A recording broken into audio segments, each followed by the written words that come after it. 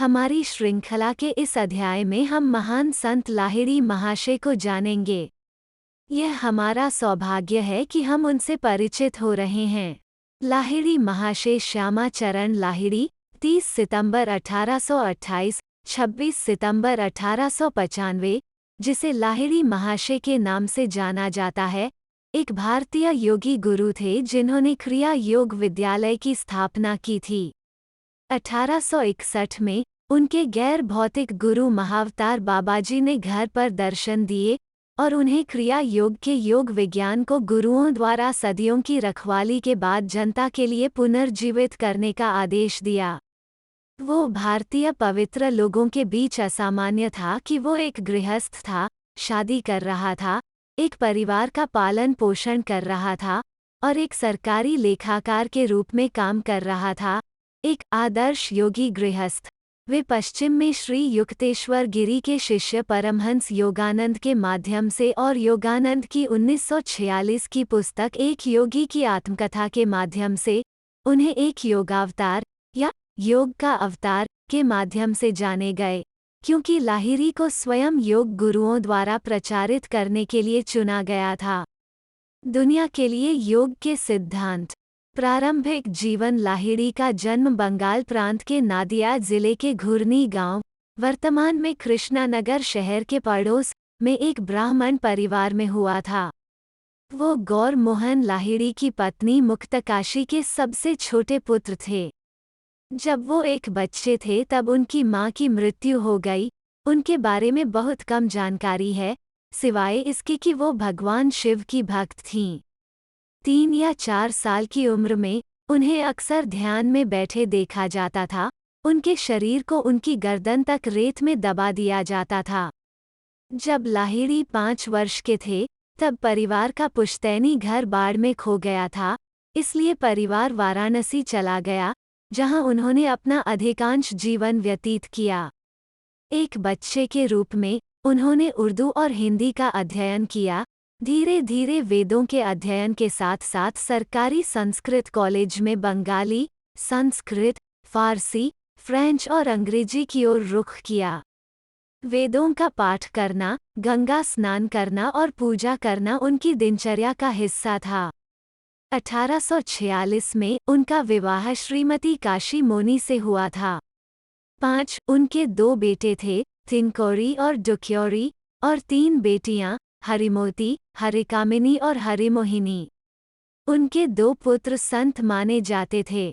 लाहिड़ी की पत्नी उनकी शिष्या बनी और उन्हें गुरु मां ने प्यार से बुलाया। भारत सरकार के सैन्य इंजीनियरिंग विभाग में एक लेखाकार के रूप में उनका काम उन्हें पूरे भारत में ले गया। अपने पिता की मृत्यु के बाद उन्होंने वाराणसी में पूरे परिवार का समर्थन करने की भूमिका निभाई। क्रिया योग के शिक्षक। 1861 में लाहिड़ी को हिमालय की तलहटी में रानीखेत में स्थानांतरित कर दिया गया था। एक दिन दूनागिरी की पहाड़ियों में घूमते हुए उन्होंने एक आवाज सुनी जो उसे पुकार रही थी। आगे चढ़ने के बाद वो अपने गुरु महाअवतार बाबाजी से मिले, जिन्होंने उन्हें क्रिया योग की तकनीकों में दीक्षित किया।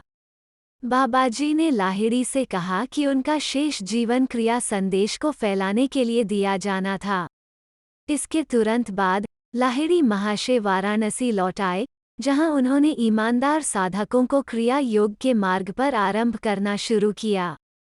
समय के साथ अधिक से अधिक लोग लाहिड़ी से क्रिया की शिक्षा प्राप्त करने के लिए उमड़ पड़े।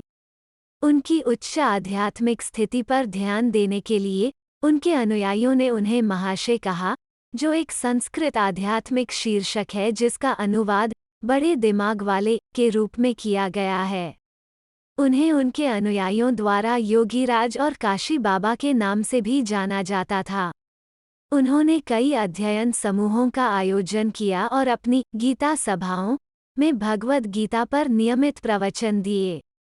उन्होंने स्वतंत्र रूप से हिंदू, मुस्लिम और ईसाई सहित हर धर्म के लोगों को क्रिया दीक्षा दी, उस समय जब जातिगत कट्टरता बहुत मजबूत थी।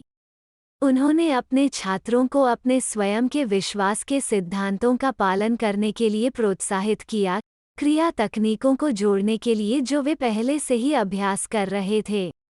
उन्होंने 1886 तक अपने परिवार के लिए लेखाकार और समर्थक और क्रिया योग के शिक्षक की दोहरी भूमिका जारी रखी, जब वे पेंशन पर सेवानिवृत्त होने में सक्षम थे। इस समय अधिक से अधिक आगंतुक उसे देखने आए। वो शायद ही कभी अपने बैठक कक्ष से बाहर निकलते थे, जो उनके दर्शन चाहने वाले सभी के लिए उपलब्ध था। उन्होंने अक्सर अतिचेतन समाधि की बेदम अवस्था का प्रदर्शन किया। इन वर्षों में उन्होंने बागवानों, डाकियों, राजाओं, महाराजाओं, सन्यासियों, गृहस्थों, निम्न जाति के माने जाने वाले लोगों, ईसाइयों और मुसलमानों को दीक्षा दी। उस समय एक सख्त ब्राह्मण के लिए सभी जातियों के लोगों के साथ इतनी निकटता से जुड़ना असामान्य था। उनके कुछ उल्लेखनीय शिष्यों में पंचानन भट्टाचार्य, स्वामी श्री युक्तेश्वर गिरी, स्वामी प्रणबानंद, स्वामी केशवानंद ब्रह्मचारी, भूपेंद्रनाथ सान्याल और परमहंस योगानंद के माता पिता शामिल थे। लाहिड़ी से क्रिया योग में दीक्षा प्राप्त करने वाले अन्य लोगों में बनारस के भास्करानंद सरस्वती, देवगढ़ के बालनंद ब्रह्मचारी, बनारस के महाराजा ईश्वरी नारायण सिन्हा बहादुर और उनके पुत्र शामिल थे। जीवनी लेखक और योगाचार्य डॉक्टर अशोक कुमार चटर्जी ने अपनी पुस्तक पुराण पुरुष में दर्शाया है कि लाहिरी ने लाहिरी की 26 गुप्त डायरी में एक मार्ग के आधार पर शिरडी के साईं बाबा को क्रिया योग में दीक्षित किया। उन्होंने एक शिष्य पंचानन भट्टाचार्य को क्रिया योग की शिक्षाओं के प्रसार के लिए कोलकाता में एक संस्था शुरू करने की अनुमति दी। आर्य मिशन इंस्टीट्यूशन ने गीता के बंगाली अनुवाद सहित अन्य आध्यात्मिक पुस्तकों के साथ साथ भगवद गीता पर लाहिड़ी की टिप्पणियां प्रकाशित कीं। लाहिड़ी ने स्वयं गीता के अंशों के साथ बंगाली और हिंदी में हजारों छोटी छोटी किताबें छापी थीं और उन्हें मुफ्त में वितरित किया था, जो उस समय एक असामान्य विचार था।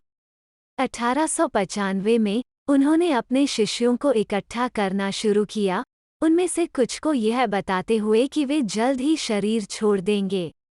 अपने निधन से कुछ क्षण पहले उन्होंने सरलता से कहा, मैं घर जा रहा हूँ, आराम करो, मैं फिर से उठूंगा। फिर उन्होंने अपने शरीर को 3 बार घुमाया, उत्तर की ओर मुख किया और होशपूर्वक अपने शरीर को छोड़ दिया, महासमाधि में प्रवेश किया।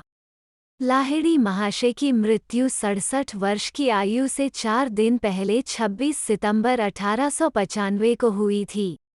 वाराणसी के मणिकर्णिका घाट पर हिंदू ब्राह्मण संस्कार के अनुसार उनका अंतिम संस्कार किया गया।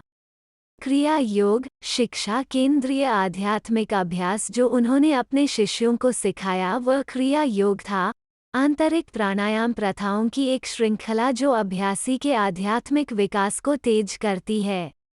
उन्होंने सभी ईमानदार साधकों को उनकी धार्मिक पृष्ठभूमि की परवाह किए बिना यह तकनीक सिखाई।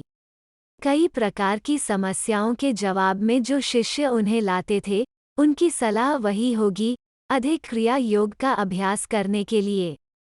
क्रिया योग के बारे में उन्होंने कहा, हमेशा याद रखें कि आप किसी के नहीं हैं और कोई आपका नहीं है। विचार करें कि किसी दिन आपको अचानक इस दुनिया में सब कुछ छोड़ना होगा, इसलिए अभी भगवान का परिचय दें। ईश्वर बोध के गुब्बारे में प्रतिदिन सवार होकर आने वाली मृत्यु की सूक्ष्म यात्रा के लिए स्वयं को तैयार करें। भ्रम के द्वारा आप अपने आप को मांस और हड्डियों के बंडल के रूप में देख रहे हैं, जो कि सबसे अच्छी तरह से मुसीबतों का घोंसला है। निरंतर ध्यान करें ताकि आप अपने आप को हर प्रकार के दुखों से मुक्त अनंत सार के रूप में देख सकें। शरीर का कैदी होना बंद करो, क्रिया की गुप्त कुंजी का उपयोग करते हुए आत्मा में भागना सीखें। उन्होंने सिखाया कि क्रिया अभ्यास योगी को केवल शास्त्रों की सैद्धांतिक चर्चा के विपरीत सत्य का प्रत्यक्ष अनुभव देगा और ध्यान के माध्यम से अपनी सभी समस्याओं का समाधान करें। वास्तविक ईश्वर संपर्क के लिए लाभहीन धार्मिक अटकलों का आदान प्रदान करें। हठधर्मी धार्मिक मलबे के अपने दिमाग को साफ करें, प्रत्यक्ष अनुभूति के ताजे, उपचारात्मक जल में आने दें। सक्रिय आंतरिक मार्गदर्शन के लिए स्वयं को अभ्यस्त करें। दिव्य वाणी के पास जीवन की हर दुविधा का उत्तर है। यद्यपि मनुष्य की स्वयं को संकट में डालने की सरलता अंतहीन प्रतीत होती है, अनंत सहायता भी कम साधन संपन्न नहीं है। गुरु शिष्य संबंध। लाहिड़ी अक्सर क्रिया योग के संदर्भ में गुरु शिष्य संबंध की बात करते थे। उन्होंने हमेशा क्रिया तकनीक को दीक्षा के रूप में दिया और सिखाया कि तकनीक केवल गुरु शिष्य संबंध के हिस्से के रूप में ठीक से सीखी गई थी। बार बार उन्होंने उस अनुभूति का उल्लेख किया जो गुरु द्वारा सिखाई गई क्रिया के अभ्यास से आती है, और वो कृपा जो गुरु के संचरण के माध्यम से आती है। उन्होंने यह भी सिखाया कि गुरु की कृपा स्वतः आती है यदि उनके निर्देशों का पालन किया जाता है। उन्होंने ध्यान के दौरान गुरु से संपर्क करने का सुझाव दिया, परामर्श दिया कि उनके भौतिक रूप को देखना हमेशा आवश्यक नहीं था। गहन योग अभ्यास के लिए गुरु की सहायता की आवश्यकता के बारे में उन्होंने कहा, सभी भक्तों के लिए अपने गुरु के प्रति पूर्ण समर्पण करना नितांत आवश्यक है। जितना अधिक वो गुरु को समर्पण कर सकता है, उतना ही वो अपने गुरु से योग की सूक्ष्म तकनीकों का पता लगा सकता है। समर्पण के बिना गुरु से कुछ भी प्राप्त नहीं किया जा सकता है। लाहिड़ी महाशय का अपने शिष्यों के साथ संबंध बहुत ही व्यक्तिगत था। उन्होंने प्रत्येक शिष्य को उनकी व्यक्तिगत आध्यात्मिक आवश्यकताओं के आधार पर क्रिया योग अभ्यास सिखाने के तरीके में भी बदलाव किया। अन्य शिक्षाएं। लाहिड़ी ने सिखाया कि यदि कोई ईमानदारी से जीवन यापन कर रहा है और ईमानदारी का अभ्यास कर रहा है, तो भगवान की उपस्थिति के बारे में जागरूक होने के लिए किसी भी महत्वपूर्ण तरीके से अपने बाहरी जीवन को बदलने की आवश्यकता नहीं है। यदि कोई छात्र अपने सांसारिक कर्तव्यों की उपेक्षा करता है, तो वो उसे सुधारेगा। उनके लिए संन्यास की सलाह देना या स्वामी बनकर पूर्ण सांसारिक त्याग करना अत्यंत दुर्लभ था। इसके बजाय उन्होंने क्रिया योग अभ्यास के साथ अपने अधिकांश शिष्यों के लिए विवाह की सलाह दी। उन्होंने आम तौर पर संगठित धर्म को छोड़ दिया, लेकिन उन्होंने कम से कम एक उन्नत शिष्य पंचानन भट्टाचार्य को क्रिया शिक्षाओं के प्रसार के लिए कोलकाता में आर्य मिशन संस्थान खोलने की अनुमति दी। लाहिड़ी के अन्य शिष्यों ने भी अपनी सत्संग सभा के साथ युक्तेश्वर गिरी सहित क्रिया योग संदेश को फैलाने के लिए संगठन शुरू किए। सामान्य तौर पर उन्होंने क्रिया को स्वाभाविक रूप से फैलाना पसंद किया। लाहिड़ी अक्सर भगवद गीता पढ़ाते थे। उनकी नियमित गीता सभा, जिसे गीता सभा कहा जाता है, ने कई शिष्यों को आकर्षित किया। उन्होंने अपने कई करीबी शिष्यों को अपनी स्वयं की अनुभूति के अनुरूप गीता की व्याख्या लिखने के लिए कहा। लाहिड़ी ने सिखाया कि कुरुक्षेत्र की लड़ाई वास्तव में एक आंतरिक मनोवैज्ञानिक लड़ाई थी, और युद्ध के विभिन्न पात्र वास्तव में संघर्षरत योगी के भीतर मनोवैज्ञानिक लक्षण थे। यह समझ बाद में परमहंस योगानंद की भगवद गीता, भगवान अर्जुन के साथ वार्ता, भगवद गीता पर टिप्पणियों की नींव बन गई। उन्होंने यह भी सिखाया कि महाभारत की महाकाव्य कहानी ने आत्मा के अवतरण को दिखाया और उसकी चुनौतियों को वापस आत्मा में वापस लाने में क्रिया योग संगठनों की वंशावली परमहंस योगानंद द्वारा स्थापित self realization fellowship SRF, Yogoda Satsanga society of India YSS की वंशावली में यीशु मसीह, भगवान कृष्ण, महाअवतार बाबाजी, लाहिड़ी महाशय, श्री युक्तेश्वर गिरी और परमहंस योगानंद शामिल हैं। SRF के अनुसार योगानंद ने अपने निधन से पहले कहा, यह भगवान की इच्छा थी कि वो गुरुओं की SRF लाइन में अंतिम हों। SRF YSS नेतृत्व के उत्तराधिकार के बारे में पूछे जाने पर योगानंद ने उत्तर दिया, इस संगठन के प्रमुख हमेशा बोध के पुरुष और महिलाएं होंगे। वे पहले से ही भगवान और गुरुओं के लिए जाने जाते हैं।